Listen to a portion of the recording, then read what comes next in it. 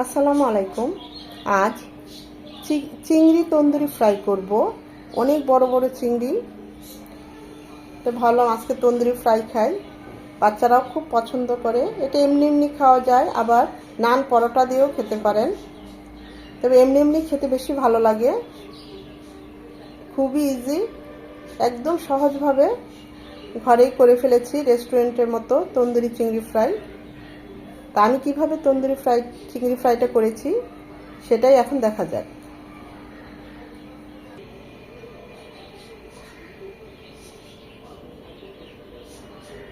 চিংড়ি কিনে এনেছি, অনেক চিংড়ি, প্রায় 2 কেজির মতো। দেখেন কত বড় বড় চিংড়ি। এই সব কিছু দিয়ে একটা একটা করে আপনাদের রেসিপি করে দেখাবো। একদম তরতাজা চিংড়ি মাছগুলো, বেশ বড় বড়। বাচ্চারা তো অনেক খুশি এত বড় বড় চিংড়ি দেখে, আর এত চিংড়ি দেখে। একটু কমেই পেলাম, তাই পুরোপুরি 2 কেজি নিয়ে আসলাম। এই দেখেন প্রতিটা চিংড়ি একই সাইজের, আবার একদম তাজা। এগুলো খুব ভালোভাবে এখন কেটে ধুয়ে নেব। ডিম ছাড়া চিংড়ি মাছগুলো ভালো, তো ওজনে বেশি পাওয়া যায়। ডিম সহ চিংড়ি মাছের ওজন নিয়ে নেয়। দেখেন একটা চিংড়িতেও ডিম নেই, এই জিনিসটা আমার কাছে বেশি ভালো লেগেছে। আবার যেগুলো পা অনেক মোটা মোটা, ওগুলো কম কিনবেন, কারণ পাতে ওজন নিয়ে নেয় চিংড়ি মাছের। তাই এরকম পাতলা পা, মানে চিকন পায়ের চিংড়িগুলো ভালো, এতে ওজনে বেশি আসে। প্রতিটা চিংড়ি অসম্ভব বড় বড়।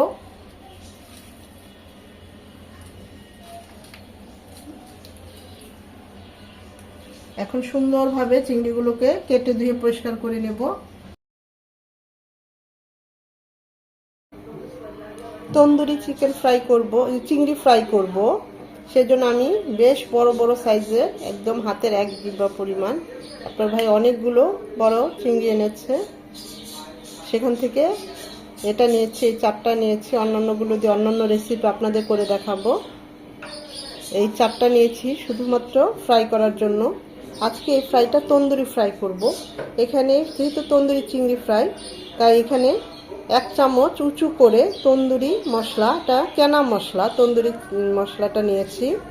আর বাকি সব 1/2 চামচ করে নিয়েছি। 1/2 চামচ মরিচ গুঁড়ো, 1/2 চামচ হলুদ গুঁড়ো, এখান থেকে কম দিব জাস্ট একটু কালারের জন্য।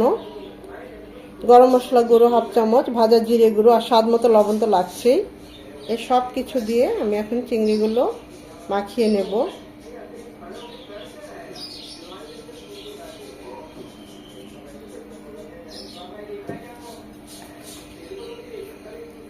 রেস্টে রাখার কোনো দরকার নেই, আমরা সরাসরি মাখিয়ে চুলায় চলে যাব।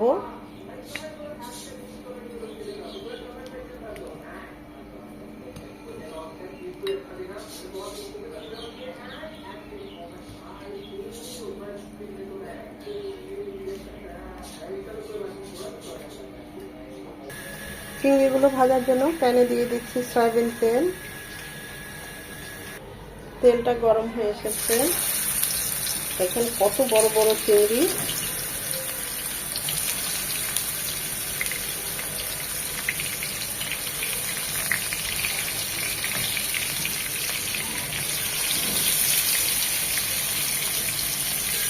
সাথে সাথে উল্টাবো না, 2 থেকে 3 মিনিট পর উল্টে দেব। এই তন্দুরি চিংড়ি ফ্রাইটা করতে খুব বেশি তেলের দরকার হয় না, মাখো মাখো তেল হলেই হয়। আর এটা একটু পোড়া পোড়া হবে, আর তন্দুরি মশলার যে একটা ফ্লেভার, সেটা তো থাকছেই।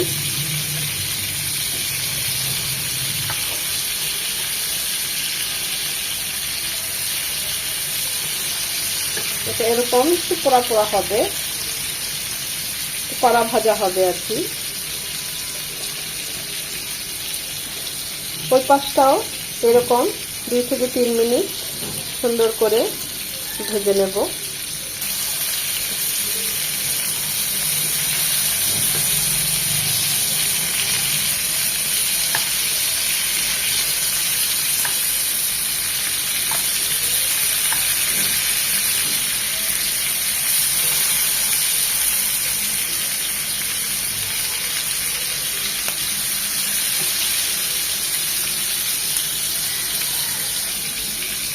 অনেক সুন্দর একটা তন্দুরি ফ্লেভার চলে এসেছে।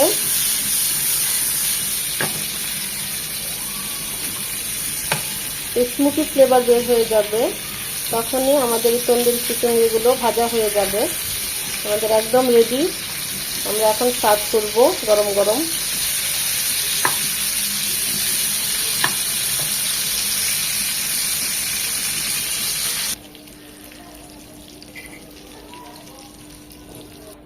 দেখেন কতটা ইয়াম্মি হয়েছে, অসম্ভব সুন্দর একটা ফ্লেভার চলে এসেছে, যেটা আমি পাচ্ছি।